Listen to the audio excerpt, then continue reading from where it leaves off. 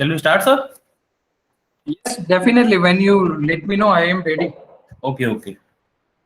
So now I request Payal ma'am to introduce session of this expert of the session, Dr. Amit Joshi, to the participant, ma'am. Over to you, ma'am. Thank you, sir. Good morning, one and all. Today is the fourth day of 5-day online AICT sponsored faculty development program on Internet of Things application in medical science. And we have our expert, Dr. Amit M. Joshi from MNIT Jaipur with us. Dr. Amit M. Joshi has completed his MTech and PhD from Sardar Vallabhbhai National Institute of Technology, Surat in 2009 and 2015 respectively. He is currently an assistant professor at Malviya National Institute of Technology, Jaipur since July 2013. He is faculty in charge in prototyping and reconfigurable system lab at MNIT Jaipur. His area of specialization is biomedical signal processing, smart healthcare, VLSI DSP systems, and embedded system design. He is senior member of IEEE, member of IETE and IEI. He has also published 70 plus research articles in excellent peer-reviewed international journal and conferences. He has also published 6 book chapters. He served as a reviewer of technical journals such as IEEE Transaction, IEEE Access, Springer, Elsevier, and also served as technical program committee member for IEEE conferences. He also received honor of UGC Travel Fellowship and the award of SERB DST Travel Grant and CSIR Fellowship, and also attended well-known IEEE conferences, Telcon 16, Tencon 17, ISCAS 18, MENACOM 19, etc. across the world.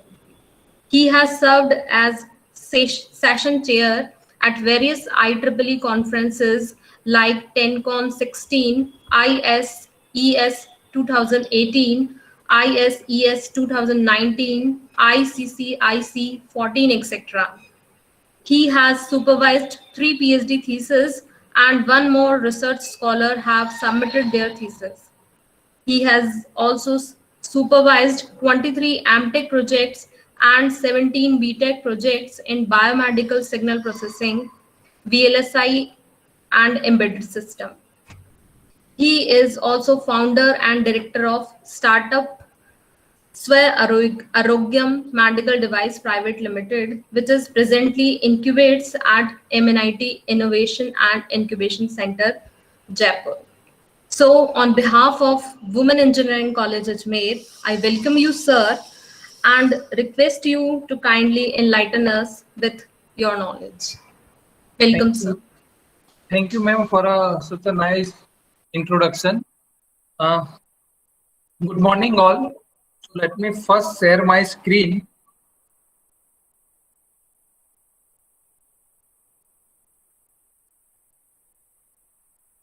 Okay.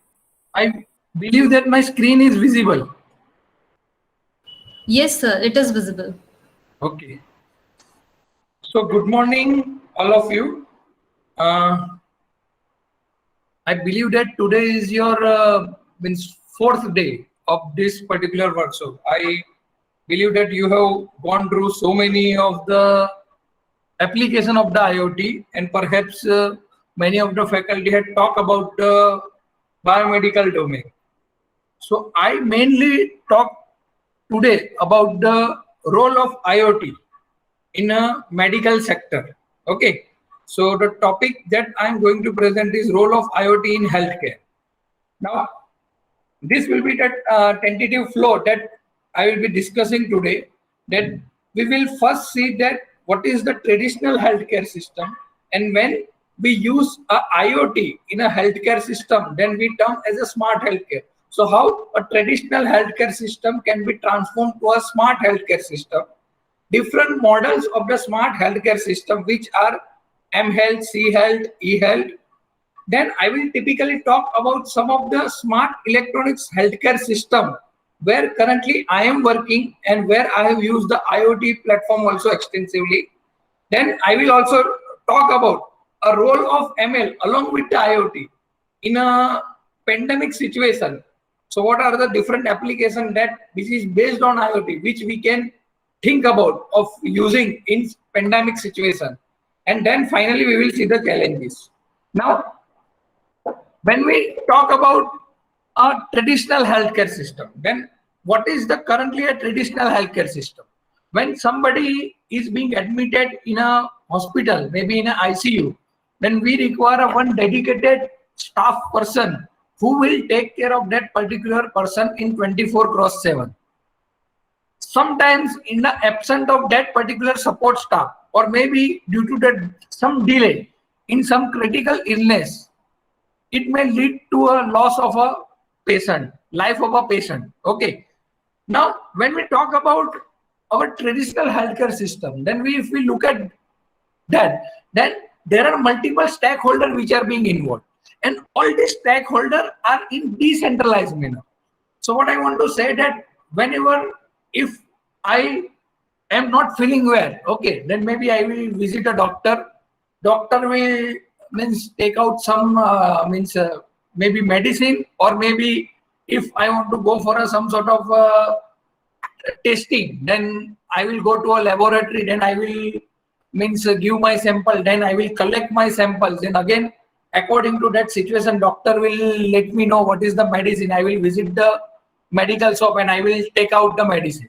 Now if we look at this, then all these stakeholders are in decentralized manner, and when a person is suffering from a critical illness, then probably we need to think about of omitting this conventional system.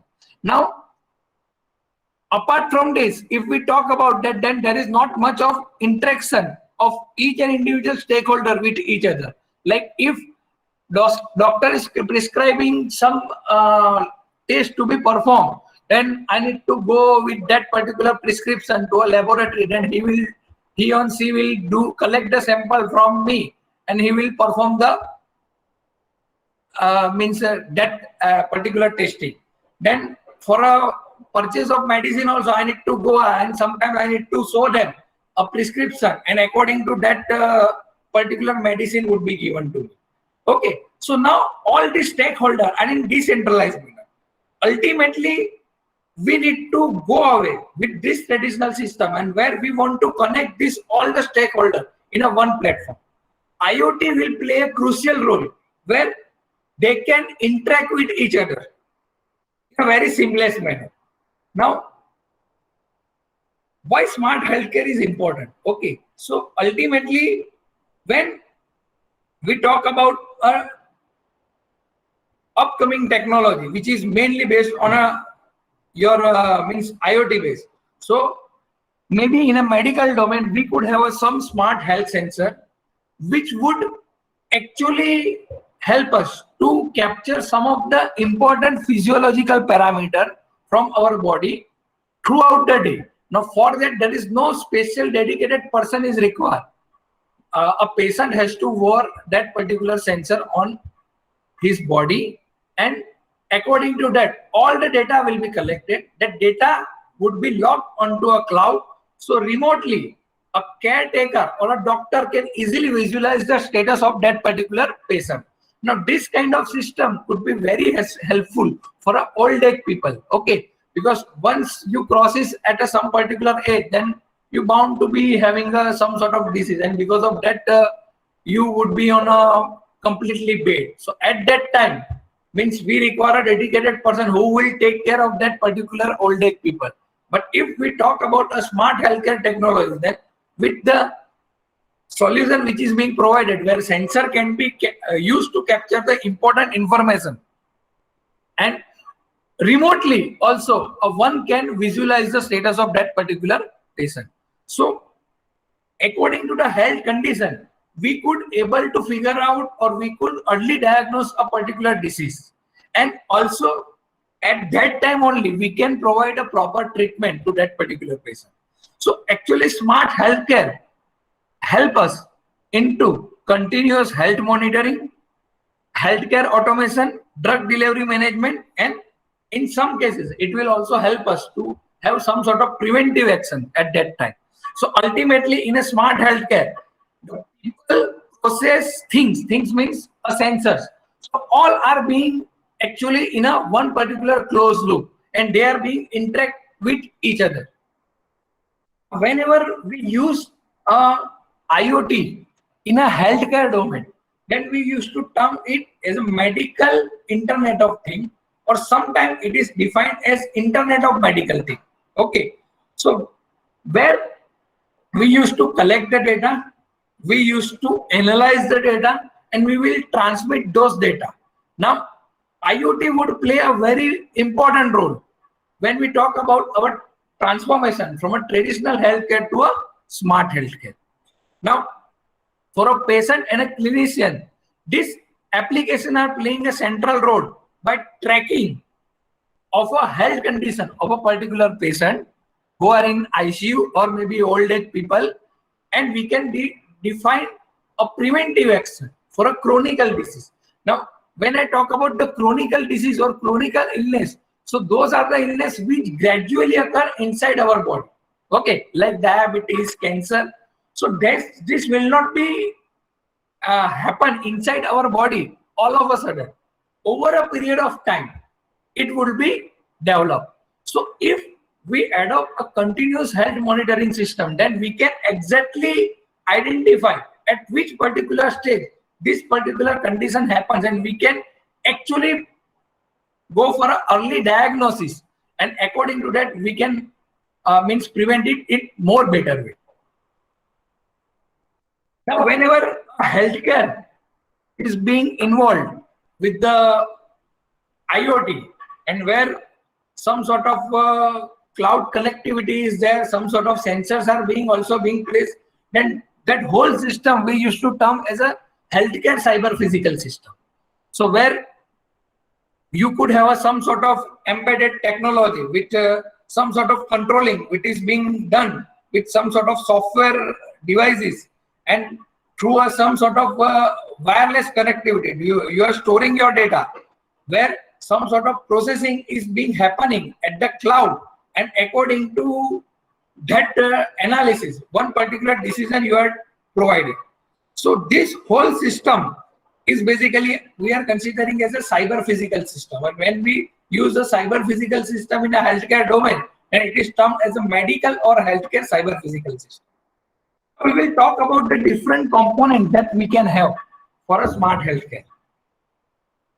Now in a smart healthcare, when we talk about, then smart healthcare is having a different component like e-health, mobile health, telemedicine concept, and connected health. Now, role of ICT, including IoT, is very important in a smart healthcare system. In a smart healthcare, when we talk about a healthcare cyber physical system, then in that we have an integration of IoT with the electronic health record. Electronic health record is nothing but the data which is being generated from my sensor. So whatever the sensor which is related to medical domain, and if they generate any kind of data, then we are defining them as an electronic health record that we used to store at a cloud, and from that data we used to analyze it with some sort of AI and machine learning technique, and we can derive some information that would actually help us to take some further preventive action. Now when we talk about different attributes of the smart healthcare, then when we talk about a smart healthcare system, where I want that it should be always connected. Of course, it should generate the quality of the content. It should not be specific to any location. That means I should able to actually visualize those data anywhere at any place around the world. It should be having a very good sensing capability. It should be environmental aware. it should be a multifunctional. It is very important because when we talk about a sensor, then nobody wants to wear so many sensors on our body. Okay, so we would like to have some sort of smart sensor, intelligent sensor, which could able to capture the multiple parameter of a body. Okay, and another thing is always we want that they should capture the data throughout the day. So that means it should be always on. So these are the important attributes that we expect from a smart healthcare system. Now, when we talk about a different characteristic, then it should be adaptive, it should be intelligent, it should be having a transparency, it should be personalized. Now, personalized solution is very much possible with the IoT. Okay, so what happens that with the IoT, you can actually capture each and individual person's data, and according to those data only, you are interpreting something. Okay, so according to that, you will able to actually find out a condition of a particular person, because for all human body, the nature of all human body is a different. Okay, so sometimes in some cases you will observe that particular disease arrives early, or sometimes in some cases you will observe that it could be diagnosis in a later stage. So it is very important that with the help of IoT we can capture the data and we can take any personalized decision of a particular patient. Now, different features of the IoT when I talk about, then we can connect the doctor and a patient with the remotely. So that means if doctor can be at another place and a patient is at another place, then that both can communicate with each other. Continuous monitoring is possible for a critical condition. I already talked about that. With the IoT, you can capture a particular physiological parameter from a human body 24/7 without any human involvement.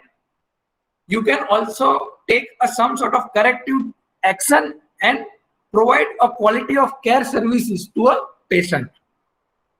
Very important, you can have a real-time access of the health record. That means whatever a sensor which are capturing the data, that data you can visualize on a real-time basis. So that means you can actually take a preventive action at a proper time. Okay, so that is very important. Of course, the point of care service, that means when I diagnose a particular disease, then in order to overcome, the proper remedy could be also suggested at that point of time only through a proper medication with some sort of intelligent consumer electronic devices. When we talk about the consumer electronics, there are few consumer electronics devices which are available currently, which we can use. They are providing an important physiological signal of our body like EEG, ECG, and that is being integrated with the IoT where the data can be stored. So these kind of wearable devices are available in form of patches, glasses, wrist gadget, rings, bracelet. So those are the wearable devices which you can wear on your body very easily. Along with that, you can perform your daily routine activity and you can visualize your data. Okay, but they are not much popular because of the few reasons. Because of the precision, whatever they are providing, and the reliability. That means when we talk about electronics health record, then precision is very important. Okay, whatever the sensor data which is being provided, which are being provided by this sensor, according to that we are taking some sort of decision. Now if the data is not accurate, then according to that whatever the medication or whatever the decision that you are providing, it may not be decision, it may not be precise. So that's why this sensor should be accurate enough. But presently whatever the devices are being offered or what are the devices are available in the market, they are basically suffering this issue. So that's why they are not much popular. Now, whenever we use ICT or internet in our healthcare domain, then we used to term it as a e-health. So healthcare practices is supported by ICT to improve the healthcare services. So delivering the health information to a health profession and health consumer through internet and a help of the telecommunication. Now, when we talk about such kind of technology, then of course there has to be some clear-cut guideline in what way they have to be useful. Okay, so when we talk about COVID-19 pandemic, when I talk about a particularly last case scenario when there was a sudden lockdown in our country, so at that time means it was very difficult that a particular patient will go for a doctor to a routine visit. Okay, because sometimes in some of the disease you require a routine visit of a doctor, but because of the lockdown means it would be very difficult that doctor and patient can interact with each other. Now doctors are also very reluctant to go for some sort of internet platform and through which they can provide some sort of e-prescription. Okay, now the reason is because we don't have that much of good law and order system in what way they can use this kind of practices. Okay, so there has to be some sort of involvement of the government and providing some sort of protocol and guideline how we can adopt such kind of technology in specifically a healthcare domain. Okay, so telemedicine is one of the area where you can think about of involving ICT and IoT, where the doctor and a patient can be connected with each other. So possibly means our belief in such kind of technology is also being increased. Okay, like possibly before 2 years, if somebody talk about the online learning, then we are very reluctant to actually go for that. Okay, as a teacher also, I would be reluctant to actually go for an online teaching. But because of this pandemic, we have started using such kind of technology, and now our belief has increased. Okay, so that has also played a very important role of having a connectivity of the doctor and a patient remotely. Now a doctor are providing a teleconsultancy to a patient where there is no need to meet on an individual basis. Okay, now whenever a mobile phone is being involved in a healthcare domain to provide some useful information, and that technology we used to term as a mHealth. So in a mHealth, we use a mobile devices maybe for a collection of some sort of health related data for a patient. Now we can also provide some sort of important information to each and individual through SMS.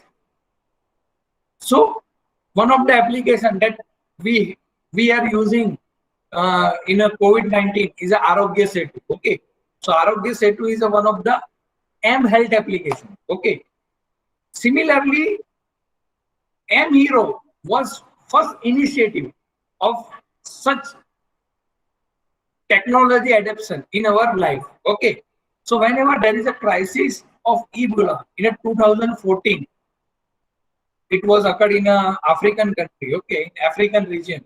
So at that time, UNICEF has developed one application which is mHero. Now this application, through this application, they are providing some useful information of all the people over here. Now we believe that the mostly in our country also the people are using a mobile phone. Okay, almost 70 to 80% of the population is having a mobile phone, and mobile phone is very easier way to interact with any individual. Okay, so we can send any important information through a mobile phone to any individual very easily. So such kind of technology we can use it for a healthcare domain also. So real-time monitoring of the patient data could be also possible. So there are applications are available in our mobile through which also you can actually track your daily activity, how much you have walked, what is your pattern, okay, or daily pattern, so that you can actually visualize it with some sort of application. Okay, so that are available for you. Now connected health. So this is what actually we want in our smart healthcare, where all this stakeholders should be connected with each other in some manner, and IoT would be a best platform for them. So now, if this happens, then what will be the case? Okay, presently, if we think about a traditional system, then as I said that if doctor is prescribes me some medicine, then I need to show that prescription at a medical shop, and they will provide me one particular medicine accordingly. If I have been admitted in a particular hospital, then also if I want to go for a medical claim, then I need to inform the medical team. They will visit personally at a particular hospital, and then your claim would be passed. Okay, so over here, actually there are so many stakeholders are being involved, and all are in decentralized mode. But if all are being connected with each other, then it will solve the problem.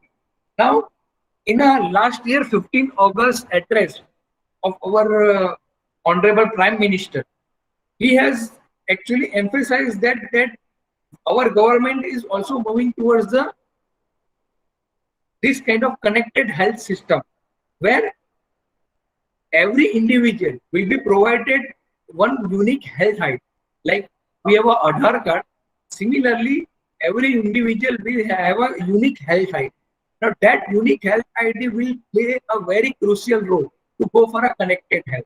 Now with that unique health ID, whatever I will provide, now medical shop will easily identify that whatever the prescription is being provided by a doctor. If a person is being admitted at a particular hospital, then medical insurance team can easily visualize those data from their place only, and the medical claim could be settled very easily. Now, such kind of systems are already being placed in some of the European countries, and even in a very limited manner in a USA country also. If this digital ID, whatever is being planned by a government, if that step is being taken, then it would be very good step to go for a connected health. And in most possibly, we can also see in next 3-4 years, this will be in place in our country as well. For a mHealth, as I told you that for a mobile health, the rapid collection and sharing of the data is possible. You can send some sort of medical alert. E-prescription could be also possible with the mobile phone. Telemonitoring. Even some of the laboratories supporting providing a test result through a mobile phone service also. So I already talked about that in a connected health. Ultimately, what we want that the doctor, patient, and all the stakeholders should come on a similar platform, and they can easily exchange the useful information. So this is for just to show that what are the variable sensors which are available. So which can measure your blood pressure. Even the pulse oximeter is there, through which you can capture your oxygen level. There is some sort of consumer electronics device where you can use you measure it for a pedometer, as well as smart badges are available. So these all are useful, where you can capture the signal and you can store it at a cloud. So I already told about the telemedicine. So in a telemedicine, what you can actually do, where a patient and a doctor can be connected remotely, and it is very useful in a pandemic situation where it is very difficult that doctor and a patient can interact in a personal manner. But of course, we can use this technology where they can interact and they can actually feel a virtual environment where they can easily exchange or share their information with each other. So if we adopt IoT, then continuous monitoring is possible. With that, we can have a teleconsultancy. Now, through this teleconsultancy mode, we can have a tele-prescription from a doctor. According to that, some sort of medication could be provided, as well as we can take some sort of preventive action. And that actually, according to that, whatever the information that we want to share further, then you can easily share it with the doctor. So this to add up that this particular technology is very useful in a pandemic situation where social distancing is of one norm of our life. So now this is all about the smart healthcare system and what are the different components. So now I will talk about the various applications of a smart healthcare where currently I am personally working and where I have used the IoT extensively. Okay.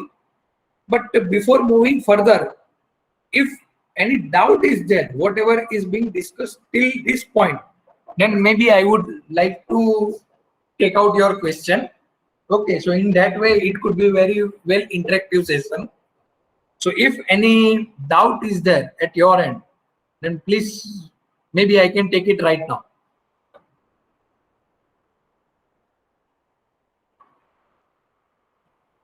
Yes.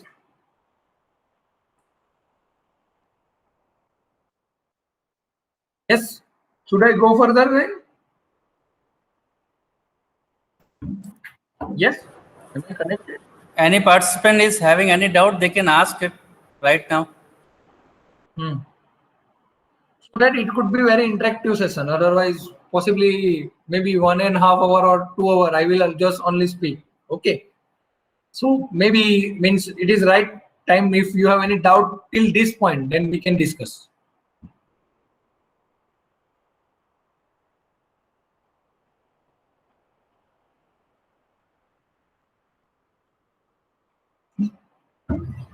I believe, sir, there is no doubt, then maybe I can go further. Or any doubt is there, maybe I can go to chat box. Okay. No. Then I can again start with this section where my main interest is to talk about various applications. And these all applications where currently I am working. Okay. So one of the applications where we are using IoT is diabetes. Now, diabetes is, you can consider, one of the crises where around 422 million people are suffering from a diabetes. Now, when we talk about a diabetes patient, then for a diabetes patient, it is very important for them to know their blood glucose well.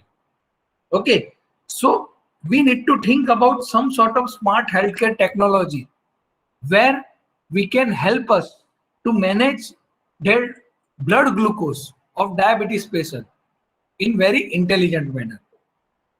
If you know about your blood glucose, then maybe you will be more aware about taking some sort of precaution, and as well as you can have a proper diet control. Because if you are a diabetic patient, then it is very important that you need to follow strictly some sort of diet protocol.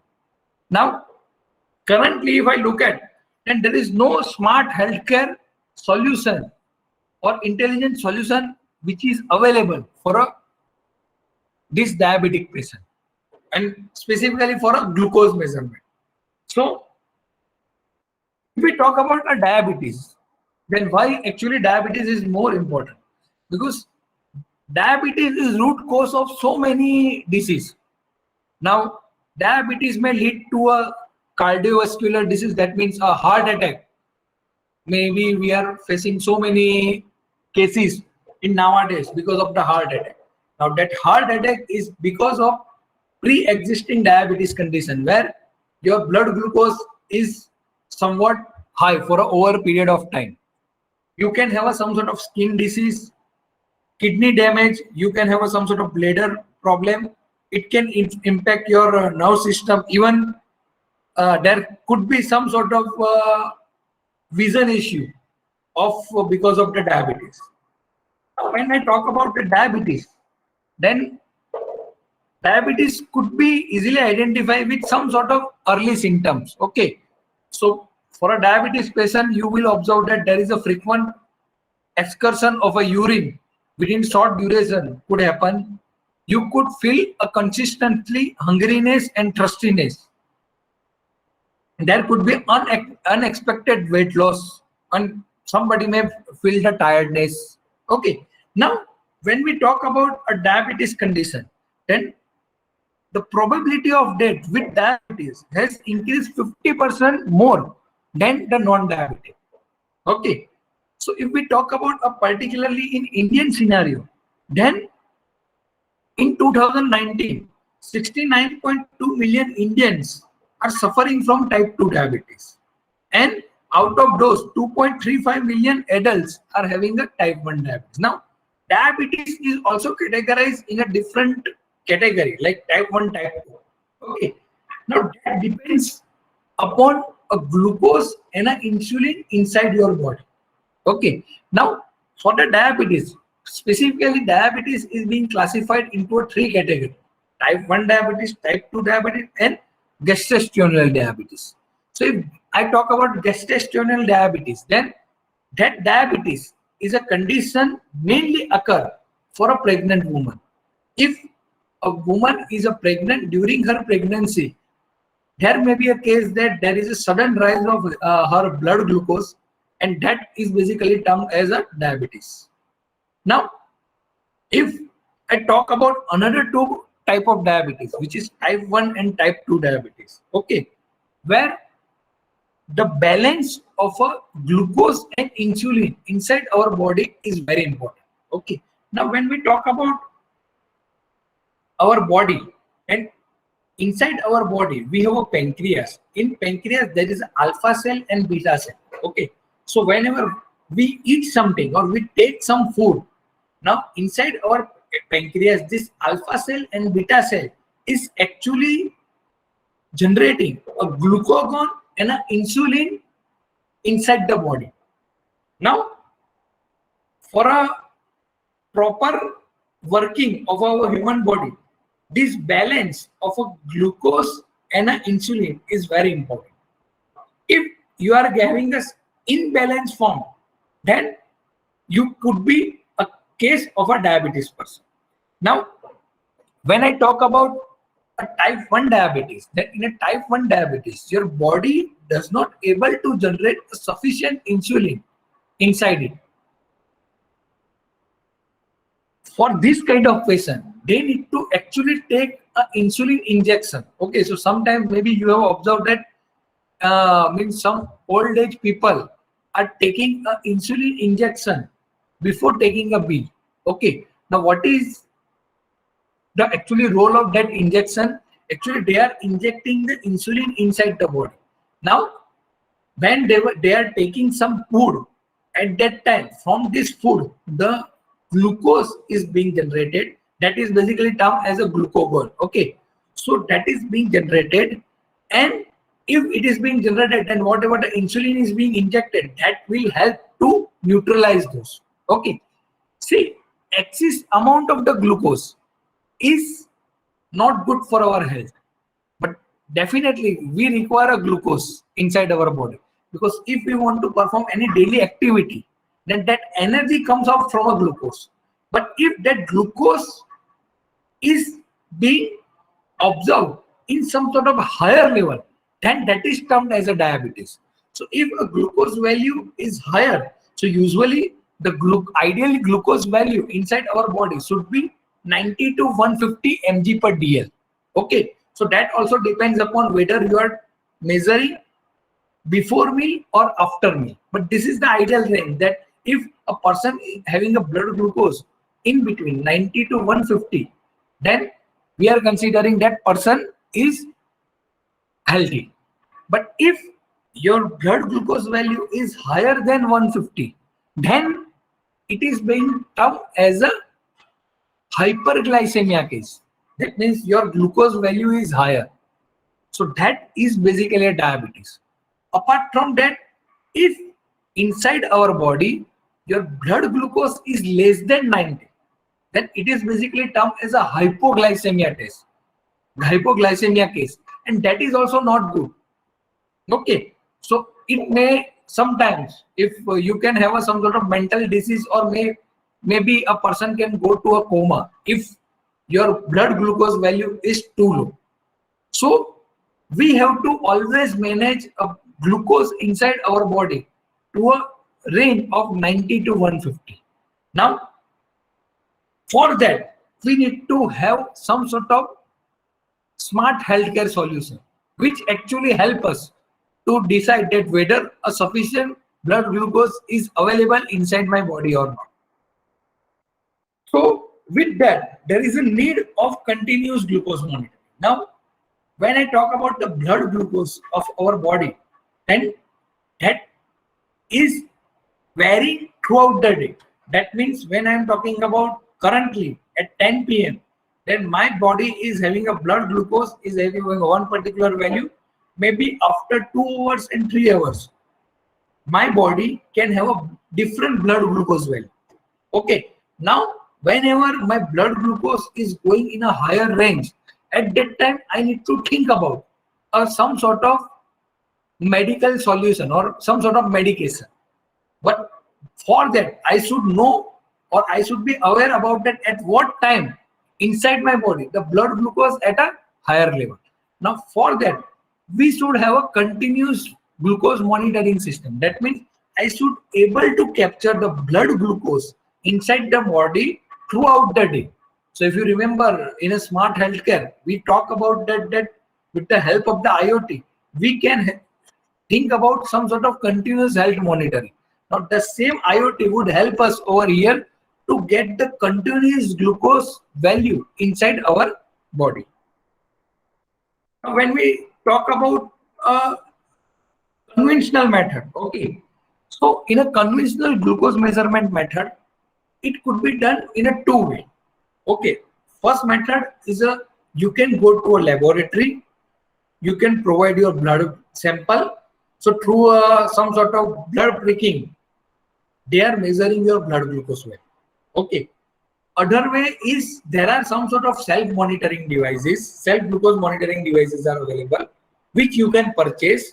Now, those devices are also required to inject the needle inside your body where you are pricking the blood, and through those blood sample, you are measuring your blood glucose.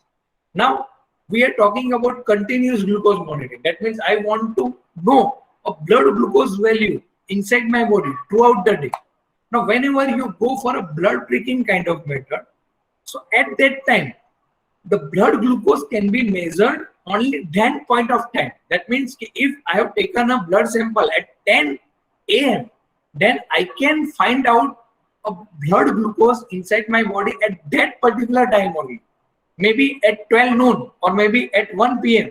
my blood glucose may vary. So at that time, if I want to know my blood glucose value, again I need to do the same thing, that I need to prick out the blood from my body and measure the blood glucose. So if I want to do it multiple times in a day, maybe 3-4 times in a day, then every time pinching inside my body is very inconvenient matter. And specifically when we talk about the diabetes usually occur with the higher age. Okay, so for old age people, if you want to pick up the blood means multiple time in a day, then it would be very inconvenient matter. Okay, so whatever the traditional method that we are having, they are not pretty much useful to have a continuous glucose monitoring. Now for that, we need to think about some sort of solution which is non-invasive. Non-invasive, that means I can able to measure the blood glucose from the body surface only. There is no need to go for some sort of pinching inside the body. I do not have to take out any blood sample.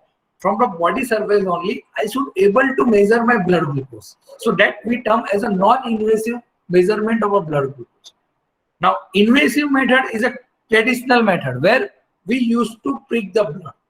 Now, invasive method will not help me to go for a continuous monitoring of a blood glucose inside the body. So I need to think about some sort of non-invasive solution through which I can measure the blood glucose inside the body. Okay, so non-invasive could be a state-of-art solution which can help me in a continuous glucose monitoring. Now, when we want to measure a glucose inside my body, non-invasively, from the outer body surface only. So for that, I need to think about some sort of clever solution. Now, there are a number of state-of-art technology are in research, and some of are being developed also, where they are claiming to have some sort of blood glucose measurement non-invasive manner.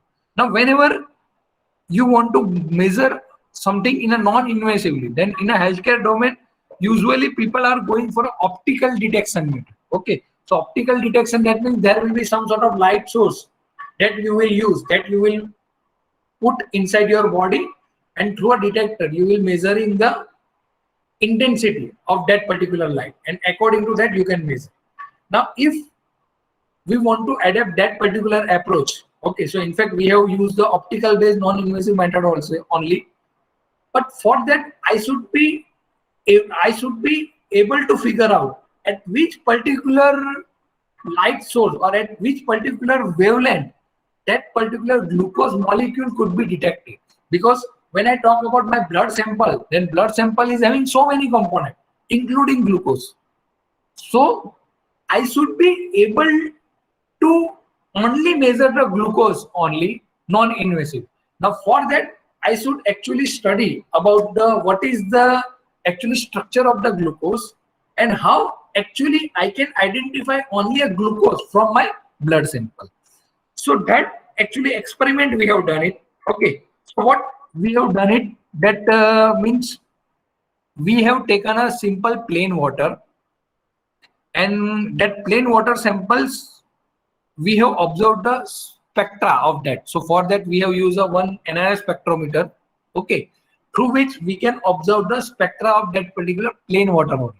Then we have taken a glucose powder, okay, that is, you can consider simplest glucose form which are available in the market. That glucose powder we have taken, and we have observed the spectra of that glucose powder.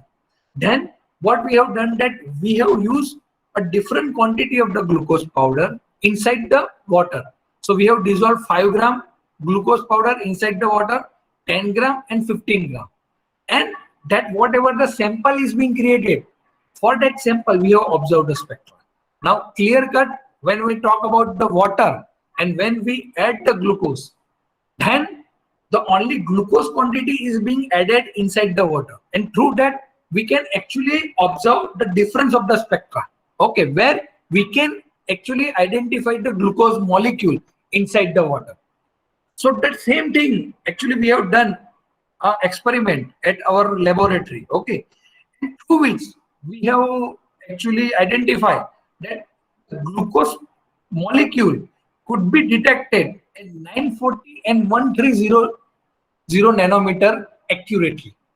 So these two wavelengths from a spectral analysis we have identified, and that we have used it for non-invasive glucose measurement in our experimental analysis. So ultimately we have used the absorption and a reflectance spectroscopy. That means whenever I incident a light, and that light will interact with the blood glucose sample. Now there could be two possibilities. When light is being incident, then it could be reflected back, or it can be passed through that sample and it could have some sort of absorption.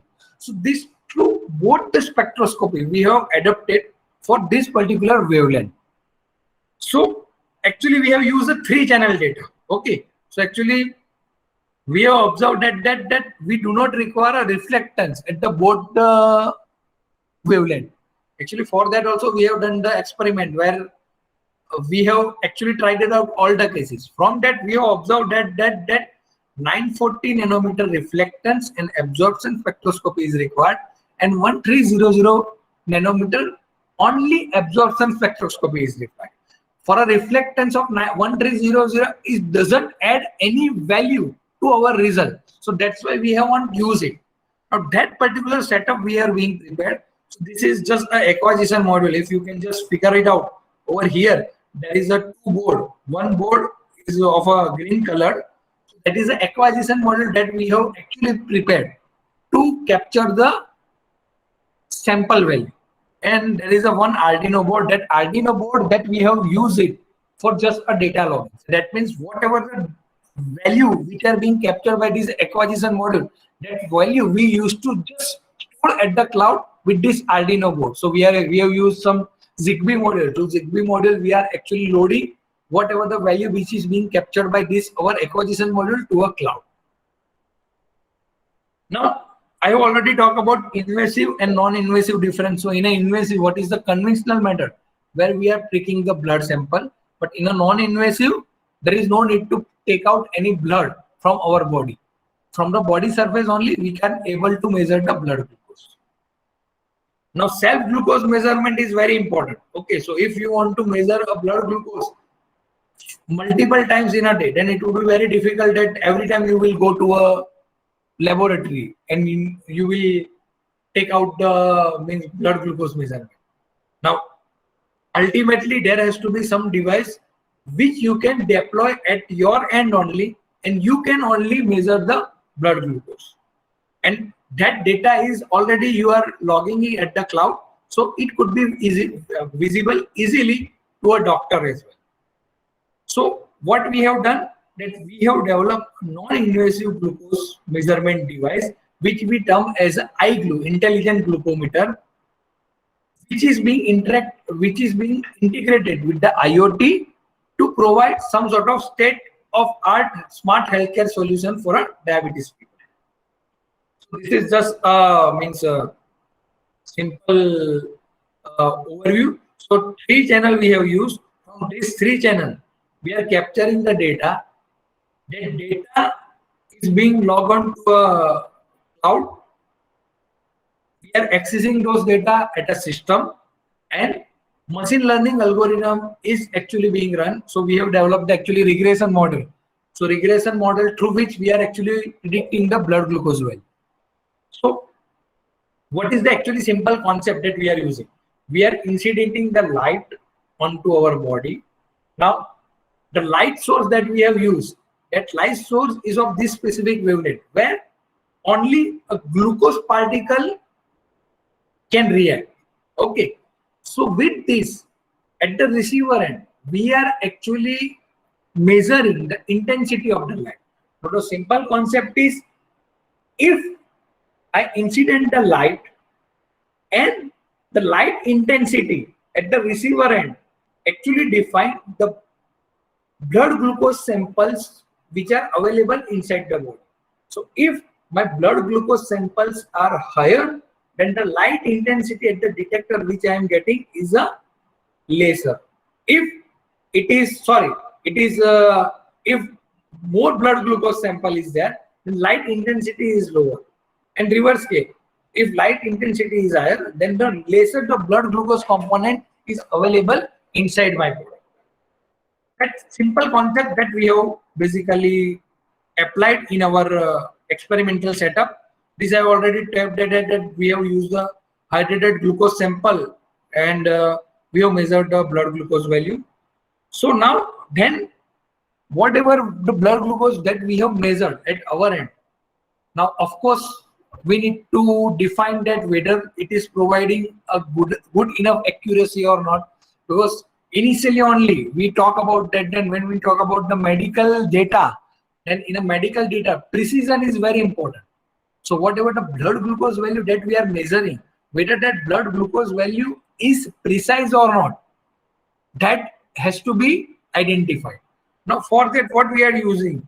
We are using a standard reference blood glucose sample. So that means there is a AccuCheck device which are easily available in the market. Okay, in the range of the 1500 to 2000.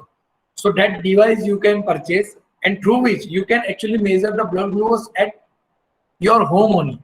So that device we have used it for a comparison, because the AccuCheck device is very popular. But the problem, as I said, that it actually supports the invasive method. Now what we have developed, which is a non-invasive method. But to actually define a precision, we have compared our result with this AccuCheck meter. Now we have actually defined how much close we are getting. Okay, so we have actually getting a 90% of accuracy with compared to the AccuCheck measurement. Now for a blood glucose measurement, there is another important term is a serum glucose. Okay, now even though you are using some sort of self-measuring device at your home, then also sometimes doctor will ask you to go to a laboratory and measure the blood glucose. The reason is, when you go for a laboratory based testing, then it will measure the serum blood glucose. That means when you give your blood sample and through some process, they are actually bifurcating a serum from your blood to other component of the blood, and that serum part is actually used for a blood glucose measurement. So they used to collect it in some test tube. That test tube, they used to place it in a one particular system for some period of time. Then it will bifurcate your serum and other component of your blood. And whatever the serum component, that serum component they are using for a blood glucose measure. Okay. In that way, it is more accurate than whatever you used to have at your home. So whenever you are using any home self-monitoring device, at that time the blood glucose is being measured from your whole blood sample, not only a serum sample. And doctor always actually believes on a laboratory-based glucose weight. Okay. So the reason is, the laboratory-based measurement help you to get out the serum glucose measurement, and whatever you are measuring through your home device, that will measure only capillary glucose well. Now serum glucose is considered to be more accurate than your capillary glucose. Okay, so that means if I want to control my body blood glucose in more concise manner, then I should actually measure the serum glucose. So what we have done then, we have put our conscious effort to develop first ever serum non-glucose measurement device, which actually measure the serum glucose of our body. So with that, you can able to measure the blood glucose of your body more accurately, and according to that, you can take the preventive acts. So for that, what we have done, that we have actually at that time, we have tie up with the one laboratory over here. Over there, we used to get the measurement sample, and that we have used it in our machine learning model. And through that only we have trained our model. And with that training, we are actually able to predict the serum glucose measurement value of our body. So we have tested in a different people of a different age group. Okay. So we have actually done the experiment of a pre-diabetic patient, diabetic patient, and healthy patient. And throughout that, we have actually measured our blood glucose value. Now, whenever you are actually proposing some sort of device like us, non-invasive glucose measurement, then actually you need to validate that device, that whether that device is basically useful to a society or not. Like means our vaccine, or a vaccine also, before the vaccine is applicable for a commercial usage for a people, it has to be go through some sort of standard, and it has to pass all the standard. Then and then that particular thing is applicable for a human being. So similarly, for a glucometer, if you are developing some glucometer, then that glucometer has to pass or has to be validated through a Clark grid analysis. So in a Clark grid, what happens that there is a estimated blood glucose on your y-axis, and there is a reference blood glucose. Reference blood glucose, that means whatever the blood glucose value that is being obtained from a laboratory. So what we have done, that whenever a particular person is providing a sample at a laboratory, at the same time we used to capture through our device, and we are acquiring the data from a that particular patient. Now whatever the value which is being measured through a laboratory test, that we used to measure it with our test, and with that we are plotting a graph of a Clark grid analysis. Now if value is remaining in zone A, that means the accuracy, if it is 80 or more than 80%, then your means you would be in a A zone. So if your reading are lying in a A zone, then it is actually clinically accurate. That means it could be useful for a commercial purpose.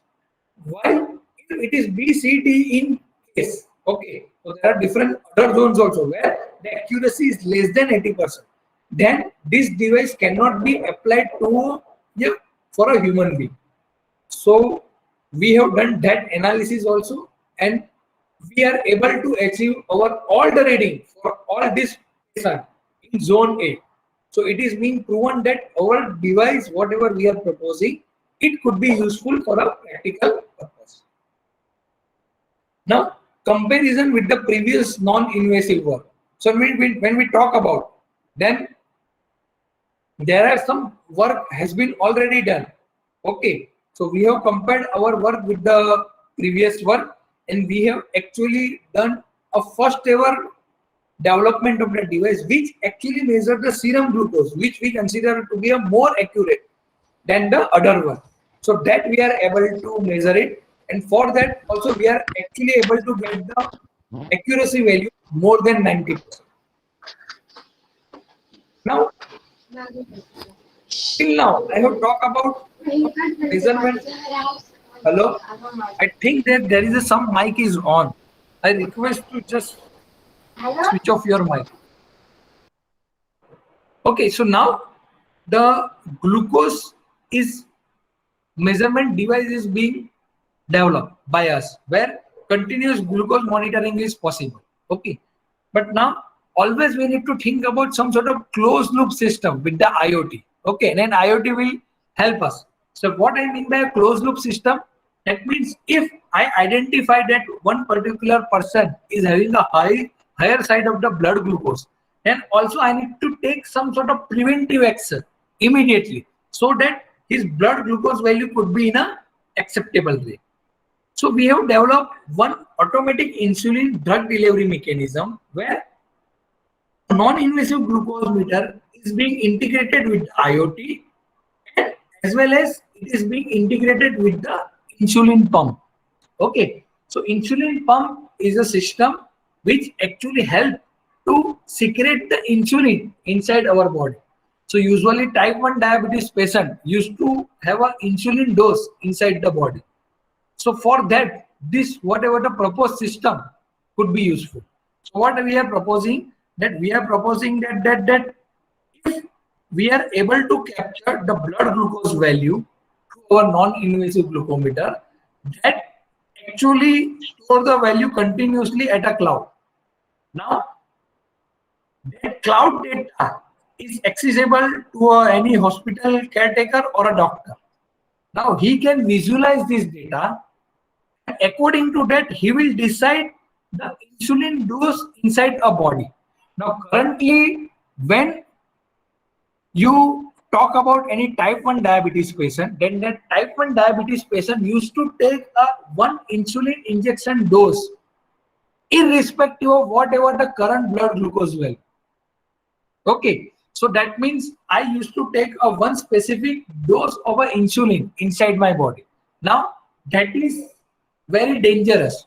The case is because, as I told you, that if your body is not having a blood glucose value so in a sufficient rate, that means if it is a less than 60, then there could be a case that you could be go into a coma. So that means excessive amount of the insulin dose is also not good for our body. So what we are proposing, that you can actually measure the real-time blood glucose of your body. According to that, you can decide the insulin dose which has to be injected inside your body. So that means the insulin dose is actually identified according to your present blood glucose. Not any randomly insulin dose is being provided to a patient. Now over here, the IoT is very important, because through IoT only you are actually storing the data, and the insulin dose identification is also being done with some sort of clever machine learning model. So there is a one model which is being developed, which will decide that how much insulin I need to provide inside the body according to the present blood glucose. Now that insulin pump control could be always be done remotely, okay, because it is being integrated with the IoT, then controlling can be done from anyone who is inside this loop. So doctor can advise you that what is the insulin doses could be provided inside the body. Now, of course, when we think about using a IoT in our healthcare domain, then always there is a question of security, because we are talking about the healthcare data and how much secure this healthcare data. That is also very important question to be answered, because according to this we are actually defining an insulin dose. So now this security aspect is also actually initially being focused by us, and that is being resolved at the primary level. Possibly at the end I will talk about more about our security solution in 1 or 2 slides. Now, another application where we are working. So whatever we have worked on our diabetes based application that we have already discussed. Now another application where we are working is upper limb prosthetic control.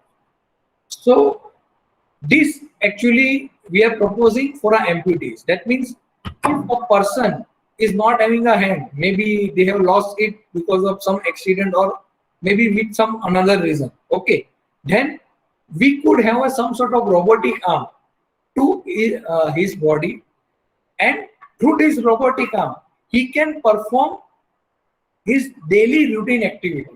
Because when we talk about then our daily routine activity, that means we should able to eat something, we should able to pick up few things very easily. So these are the daily routine activity that we used to do it in our day-to-day life. But if a person is not having an arm, then how he or she could able to do the same thing? Now for that you can have some sort of prosthetic arm. Now that prosthetic arm you can use it, and that prosthetic arm control you can do it with some sort of intelligent technique, okay. Now whenever we are performing any particular activity, then our brain used to generate some sort of signal. Now the only thing is we need to sense those signals. So that means when I talk about that I am opening my hand, then the brain will send some sort of signal, and according to that this hand will perform this particular activity, okay. Now when I am closing my hand, then also brain sends some signal, and that according to that the hand is performing some activity.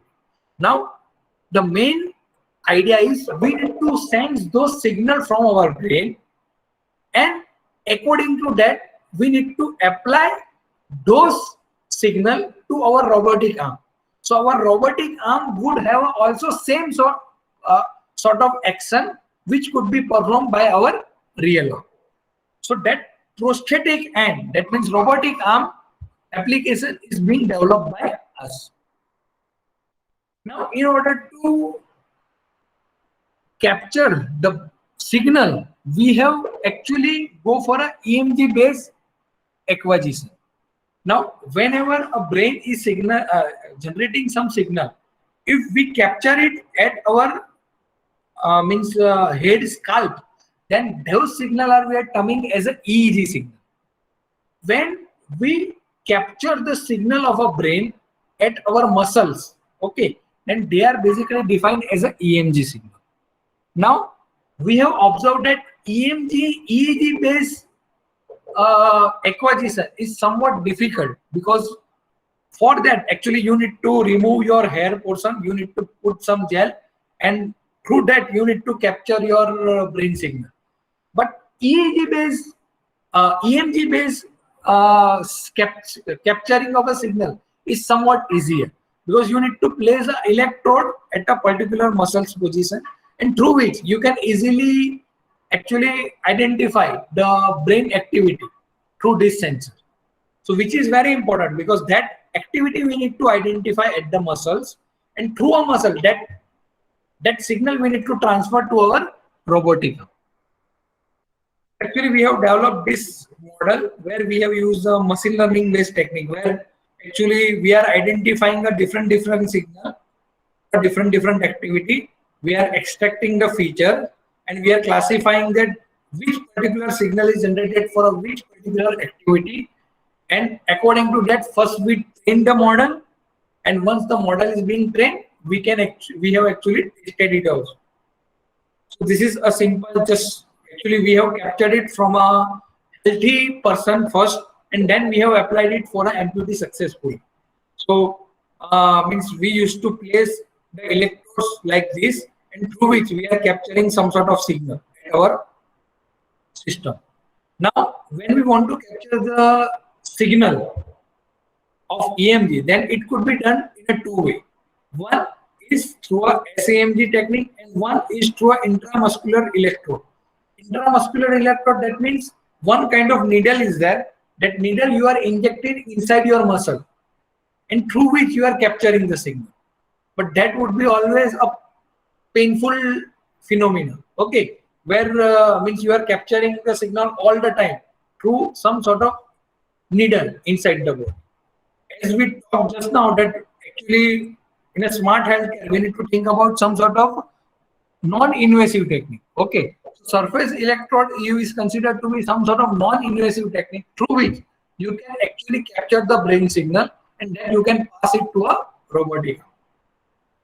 So actually, whatever the brain cortex is generating some signal, that signal is traveling to a spinal cord, and that actually being captured at your muscle fiber. Okay, so whatever the brain is generating some signal. That signal is traveling through a spinal cord to these muscles. So that actually we are defining as a neuron, motor neuron of a muscle. Okay, and at which we are actually capturing the signal. So this is a general flow of our prosthetic control scheme, where through our muscles we are capturing the signal through surface electrode. Then we are using some sort of pre-processing. Then through some machine learning model, we are capturing those signals, and that you are applying to a robotic arm, and that robotic arm is able to perform this particular activity for an amputee person. Now over here, there could be a case that you can use the IoT. Okay, through IoT, what you can do that whatever the intention of the person, that you can transfer to a remote end, and that activity could be happen. Okay, so that means whatever the signal which is being generated, that from a particular person, that you can capture, and according to that, this you can transfer a robotic arm which are at the remote place, and you can perform the activity. Even you can actually control a robot through your brain signal as well. Okay, so that is also a very good research where people are working.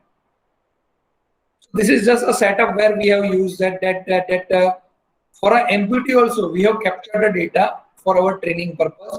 So for that, what we are doing, we are using such kind of visual feedback system. That means we are placing a mirror in between a person. So this is your amputee hand. Okay, where this is your robotic hand. Okay, and on the other hand, we are considering that that particular person is having a real hand. So what we are doing, that through this real hand, we are able to move a hand to some particular activity. And if a person is look at this particular hand, then he will perceive that this particular robotic arm is also performing some activity. That means our brain will visualize that by seeing a mirror, that this actually robotic arm is also performing some activity. And according to that, the signal is being generated for an amputee, and that signal is being captured by a robotic arm, and that activity is being performed. So this actually we have implemented in some sort of embedded platform. We have also developed the acquisition module for them, and with that we are able to actually classify 5 basic activity for an amputee, and that we have tested on an amputee as well. So this is just our implementation detail, that few of the feature extraction method we have implemented on FPGA, and through which we are getting the acceleration. Okay. Now third application where we are currently working is for a mental health problem, and depression is one of the leading mental health problem which is being observed around the world. In fact, depression is a first ranked mental disorder illness after a heart disease. So overall it is a second of a death case. Okay, because in a recent year there are so many suicide attempt or suicide deaths are being observed around the world. So around 300 million people around the world are suffering from a depression, and India is also one of them. So according to the National Mental Health Survey, which happens before few years back, it says that the 50% of the Indian is suffering from one of the another kind of mental problem. Okay, so and 1 out of 2 Indian, 20 Indian is actually suffering from a depression. Now this problem we need to solve it with some sort of smart healthcare technology. So there are some solutions are there. One of the watch means which is being developed by Apple. So there is a one Apple watch that actually monitor your day-to-day activity. Okay, so because if a person is being depressed, then you will observe that his or her behavior is somewhat not the usual one. Okay, so you can actually capture the movement that person is doing, because when a person is being depressed, then he doesn't want to move from so many places, and he used to sit it at a one particular places for a longer time, and he used to place it at a lonely place. Okay, so this all could be monitored with the simplest means Apple Watch, and that you can apply. Another solution which is available in a literature which is being developed, where they have used a 3 sensor, but this 3 sensor is being placed on a particular patient who are actually suffering from a depression. So one is a temperature sensor, another is a accelerometer. Accelerometer is just to measure the physical activity of a person. Another is a humidity sensor. Now this 3 sensor is being placed on a body of a particular person, and this sensor continuously capturing some data, and that data is being actually stored at a cloud. Now we can easily identify a person movement as well as his sweat analysis. That means we are measuring a humidity. Through humidity, actually we are measuring the sweat of a body. Okay, and through which the model can be prepared. Even there are few attempts are there through which they are actually identifying that if a person is having a this much temperature, this much sweat, and he is performing this much activity in a day, then that person is depressed or not depressed. Okay, so according to that you will identify a person is stressed or not stressed. If it is stressed, then what is the level of depression, whether a person is highly depressed, moderately depressed, or it is at the initial level of depression, and that could be identified. Now according to that, whatever the outcome is being generated, that you can transmit it to his caretaker, or maybe for a means parents, for a students, that means your particular child is suffering from this much level of depression. So with that, proper counseling at that particular point of time could be done. So this is all about a smart healthcare application where currently I am working. Now at this particular point, maybe if you have any doubt, then maybe I would be more than happy to answer. because still more two section I need to cover, like role of IoT and machine learning technology in a pandemic situation. And then there are last section where I need to discuss about the challenges of using IoT in our day-to-day life. So these two sections I am about to discuss, but before that, if you have any doubt up till whatever is being covered, then this is right time that where we can discuss on that.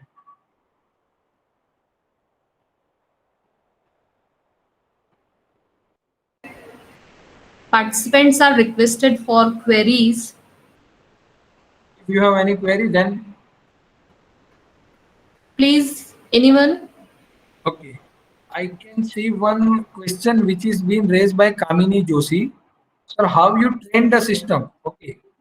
So I am not sure whether means you have asked it before that, but see, we have trained it for a healthy patient. For a healthy patient, it is very easy that if I am performing some activity like hand open, so at that time, whatever the signal is being captured, that I can identify. Okay, that muscles EMG signal pattern I can identify, and that I can relate that this particular signal is being generated for my hand open activity.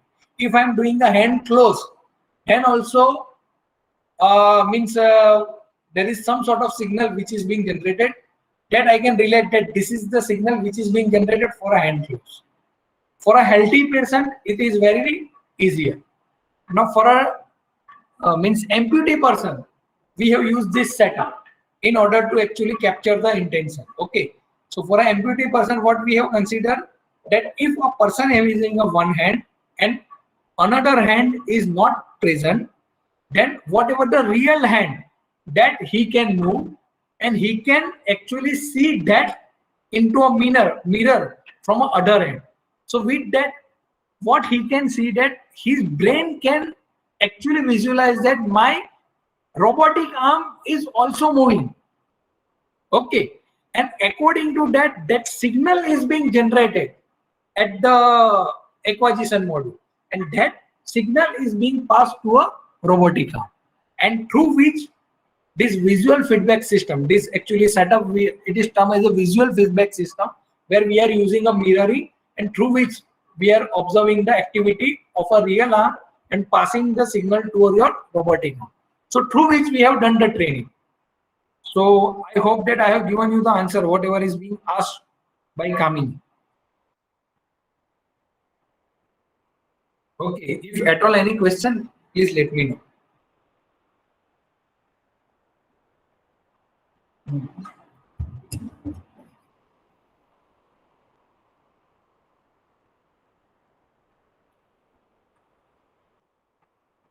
Okay, so it seems that so far is good. Okay, now means I will quickly go through means some of the application of where you can use the IoT along with the machine learning, specifically in a pandemic like COVID-19.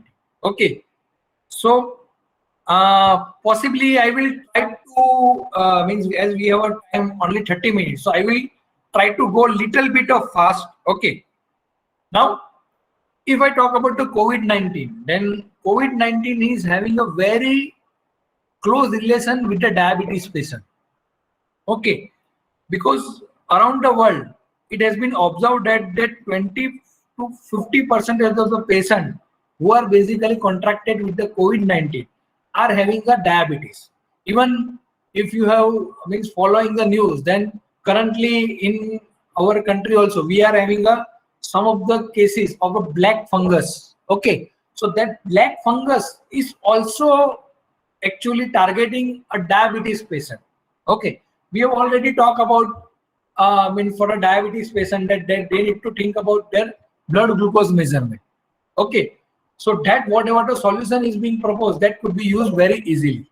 Now diabetes is related comorbidity, not with this particular virus. If you look back and if you think about SARS, which occurs in 2003, 2012, and H1N1, over there also the most of the people which are being contracting with the virus, they are in the category of diabetes. Okay. So why diabetes people are more vulnerable? Because if you talk about any particular virus, then actually virus would grow more when your body is having a higher temperature, as well as your body is having a higher glucose level. So that multiplication of that virus occur inside the body if these two conditions are there.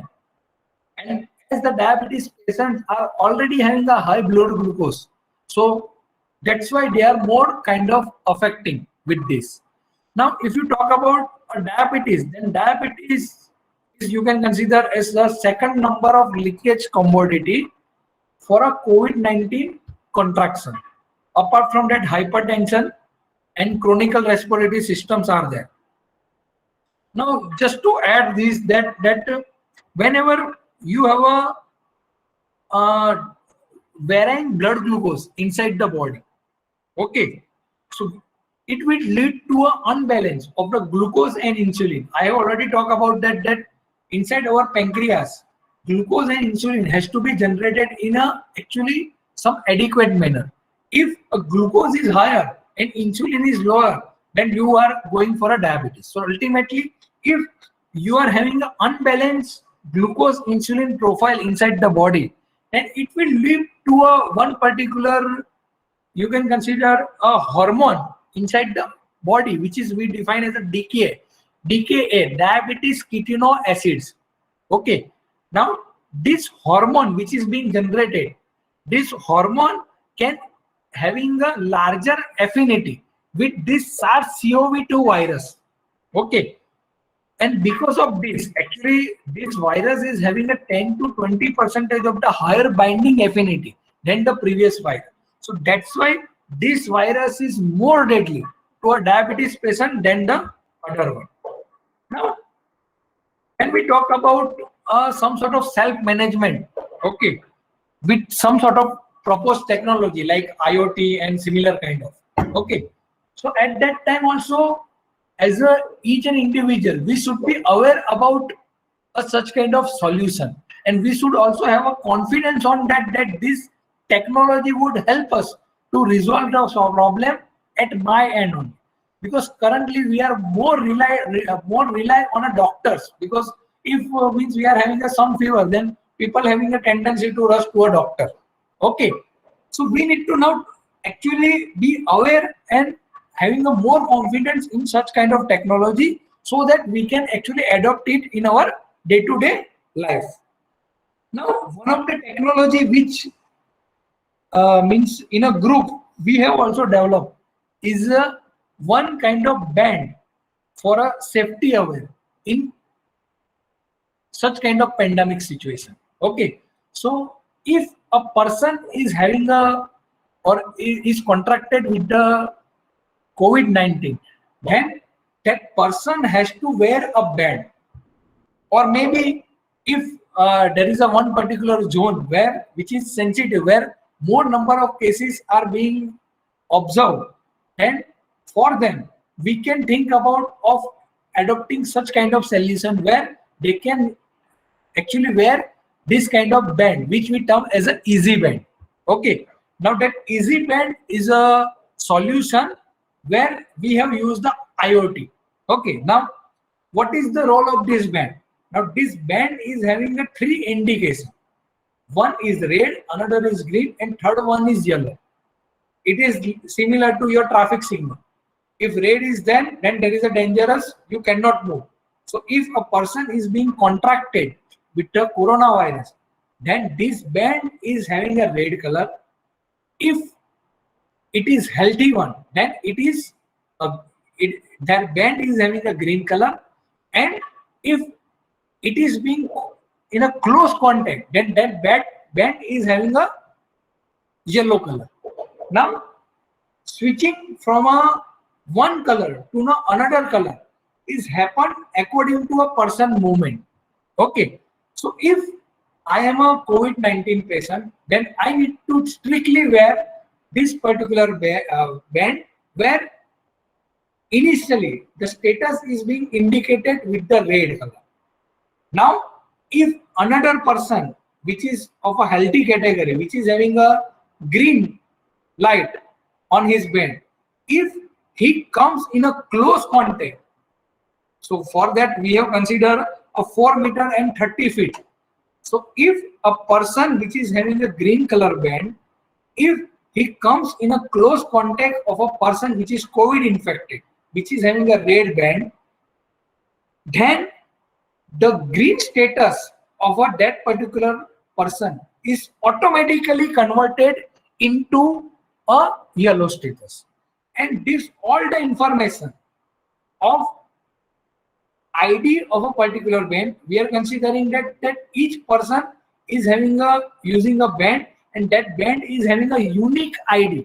Like when we connect with the internet, then we have a specific MAC ID for that particular system. Okay, so that unique ID is there. Now, along with the ID, the data of particular person movement is being captured, as well as a close contact of that particular person is being captured. Those all the data through an internet platform we are storing at a one particular server, and through which we are managing the situation. Now, how this will help? Now, if a one particular person is having a COVID, and if that person is coming to a close contact, then currently not actually strictly we are following, but possibly in a 1 year back when the corona has just started, so at that time there is a contact tracing, it is being done, okay, by a government, where if I have been contracted with the corona, and in the last 15 days how many people I have met, so all these people has to go to a strict isolation. Okay, now this device will help us to actually figure out that as I am moving, my device is able to capture the ID of all the person who is surrounding me, and through which I can easily identify or I can easily go to a contact tracing. Okay, so this is a very useful application. Now, similar kind of application is there by Arogya Setu. If you have used the Arogya Setu, then Arogya Setu is also indicating that in your 1 kilometer region or 2 kilometer region, this many people are being contracted with the coronavirus. Now, Arogya Setu has some sort of limitation, and we consider this actually application could be used extensively than Arogya Setu. The reason is Arogya Setu is actually a mobile-based application.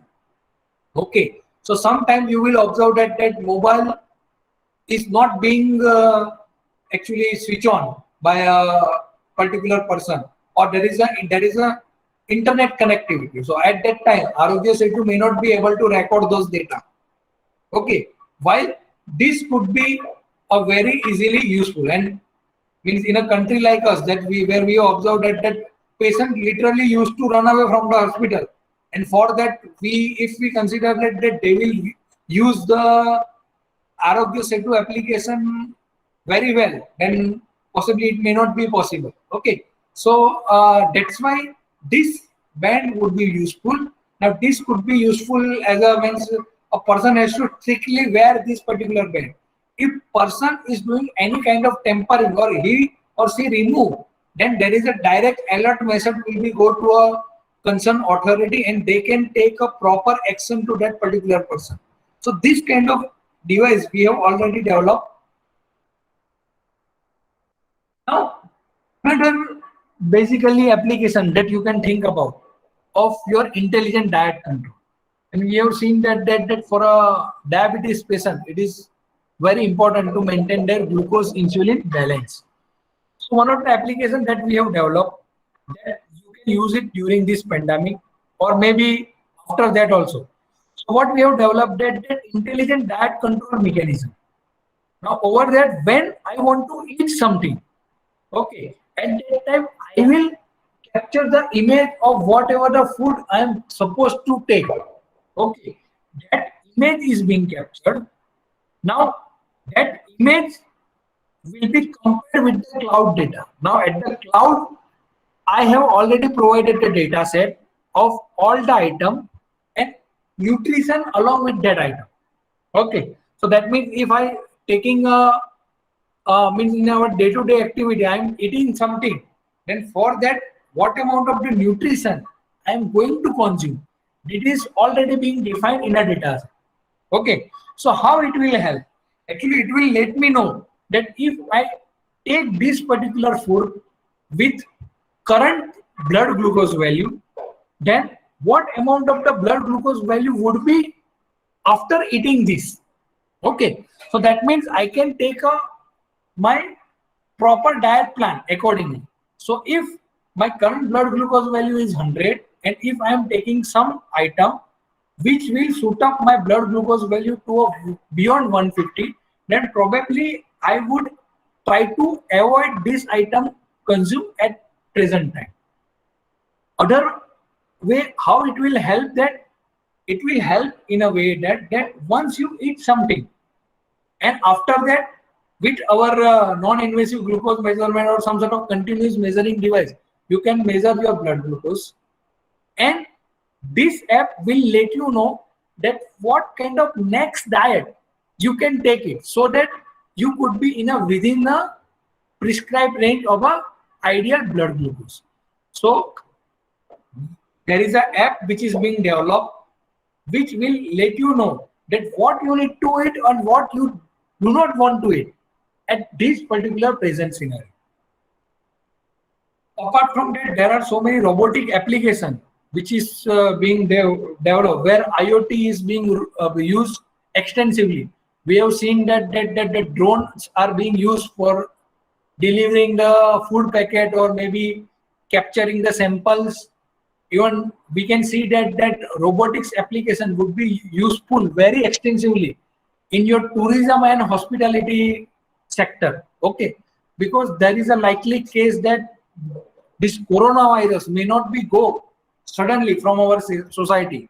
It will remain for a few years with us. So at that time, means social distancing would be a norm. So at that time, maybe we can think about of such kind of intelligent robotic solution, which you can control with the remotely with the help of the IoT technology, and you can perform your daily activity, or you can at least provide some sort of activity to a remote area. Now, industrial 4 solution is also very important, where you can actually use the IoT. Now, what you can do that with industrial 4 solution, you can actually boost your production capacity. Suddenly, during the second wave in our country, during the April-May, we have a crisis of the oxygen cylinder. Okay, and there is a scarcity of the oxygen. So at that time, we need to suddenly increase our manufacturing of oxygen. Now, Industry 4 based solution would help in that sector, where you can easily exchange the information of how the oxygen can be produced at your end, or whatever the manufacturer of the oxygen industry. If somebody has find out the better way to generate the oxygen in efficient manner, so they can easily share the instruction, share that instruction through some common platform, and through which the production capacity or manufacturing capacity could be increased. Trusted food supply chain, where also the IoT will play a very important role. Okay, so with the help of the IoT, what you can do, that you can actually look at total food supply chain. Okay, so that means if I am eating something, then where it is being produced,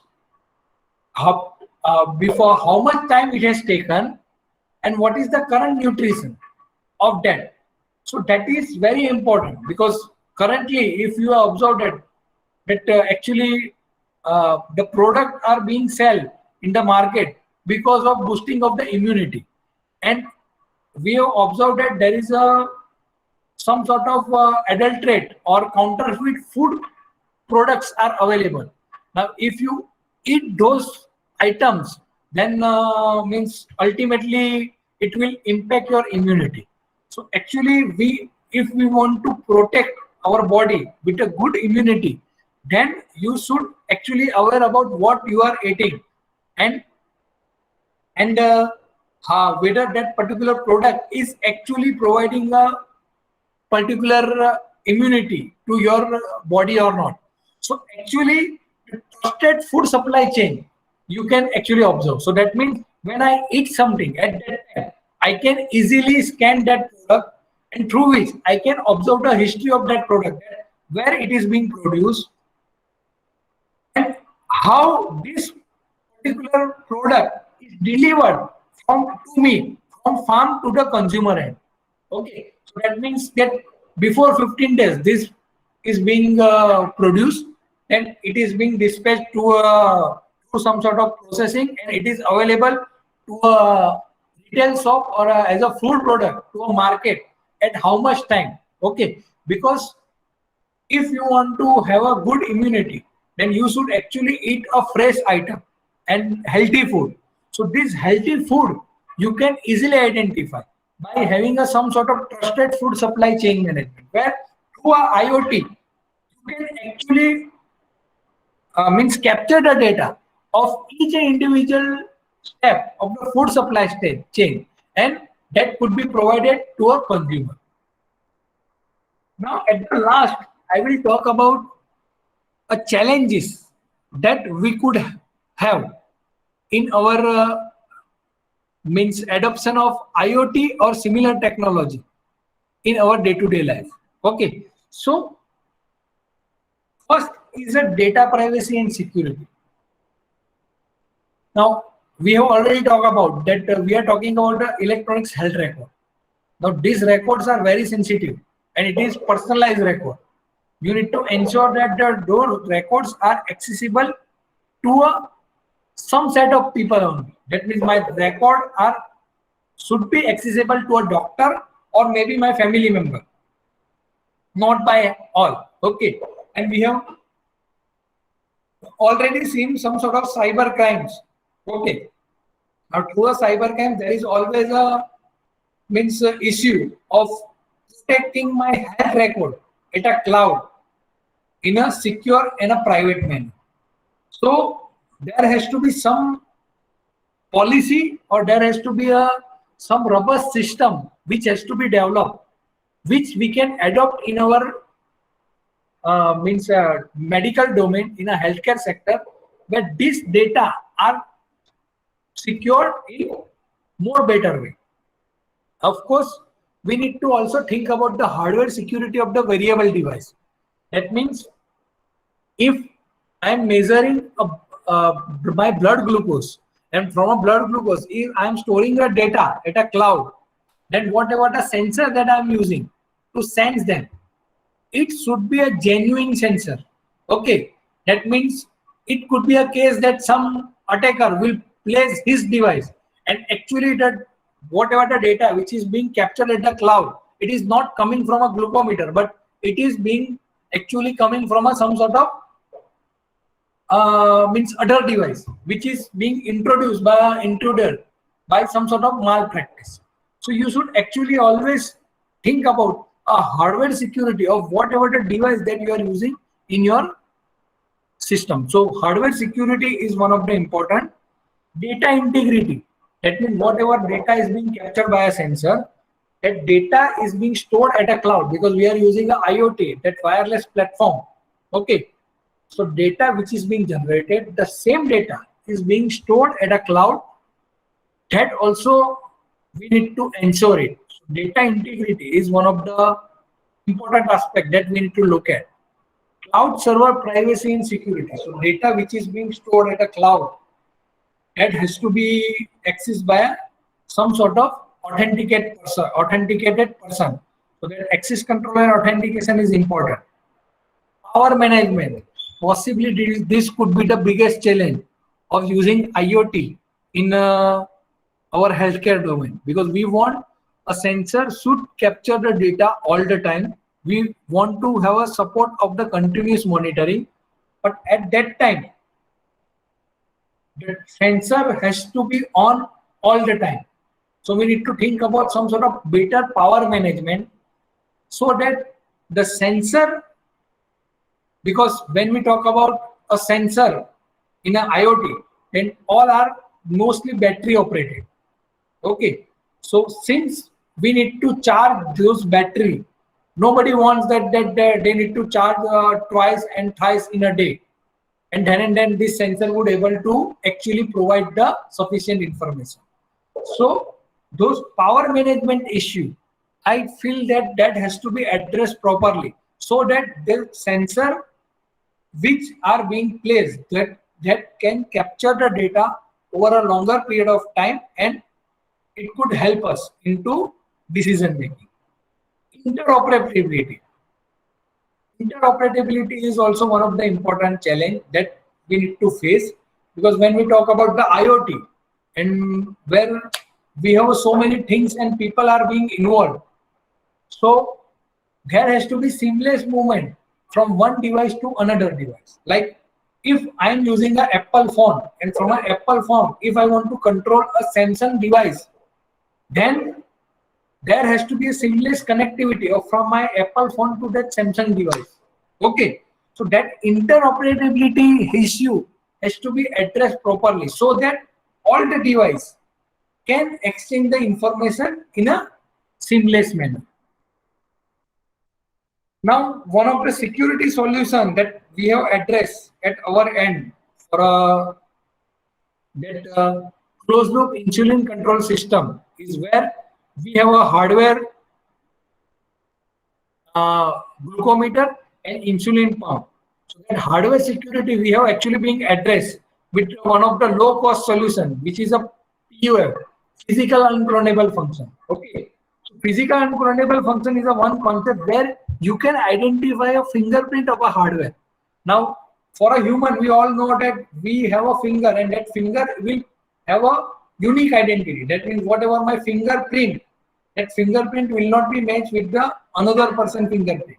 Similarly, we need to actually identify a fingerprint of a hardware, and that fingerprint of the hardware could be easily exploited by one of the very useful concept, which is a PUF, physical unclonable function. Now this concept I am not going in details because maybe it would take me a half an hour to cover it, but those who are interested, they can go through it. But a physical unclonable function will provide an unclonable key, like a fingerprint of a human, and through which we can actually identify a particular hardware in a network. Now, this you can exploit it with a various way. Okay, one of the ways you can use the simple box kind of scenario, like this kind of box scenario. Now, what happens that this is particular hardware in my network. Okay, now whenever I manufacture a one particular hardware, then that hardware is having a one delay which is being introduced. Now, if I manufacture a same hardware from my same production house, and there will be slightly different delay which is being offered by that hardware. That means if a one hardware which is being manufactured, that hardware is giving a 12 picosecond delay, and another hardware if I manufacture with the same process, then it could give me a 13 picosecond delay or a 11 picosecond delay. That means the delay which is being offered by each individual hardware is different because of the manufacturing variability, and because of that each individual hardware will offer a different delay. Now for that delay difference I can explore with the simple arbiter concept, which can act as a PUF. Now what I can do, that I can simply send one signal. That signal will travel from this and this. That means there is a one upper part, there is a lower part. Now, as this hardware, all the hardware, which is a similar hardware, the same hardware is being manufactured with the same fabrication process, but because of this invariability, it is offering a different slight delay. Because of this signal will travel from upper part and lower part. Definitely, the signal which will reach at this particular end of the flip-flop because of the delay difference. One signal will reach faster than the another signal. It is like a simple that if a two person is running simultaneously in a one particular track in a race, then one person will reach first and another person will reach after. The first person which is reaching first, I am actually defining them as a winner, and the second person is a loser. So similarly, one signal when it travel from this particular part and the another part, then one particular signal will reach first. If the upper part is faster, then I am generating a 1, and if lower part is faster, then I am generating 0. This 1-0 pattern, which is a unique for a particular hardware, which is being generated by a PUF, and that you can actually use as a fingerprint.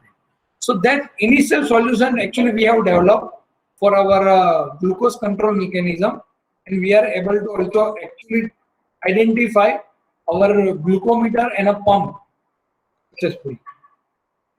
So finally, the IoT and ICT will play a major role in our transformation from a smart healthcare to a traditional healthcare to a smart healthcare system. The intelligent algorithm with the machine learning technology will definitely help us to derive some better result in a decision-making process.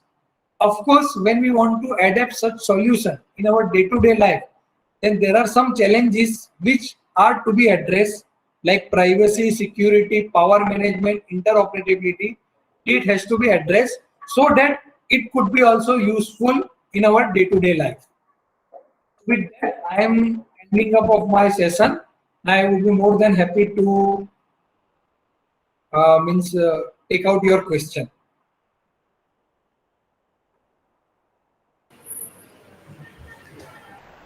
Participants are requested for queries.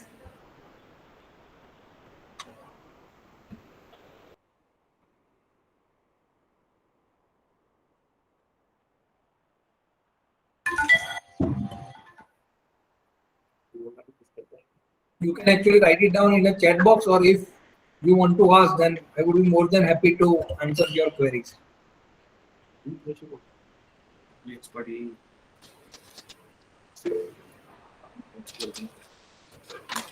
Thank you so much, sir, for such an enlightening session.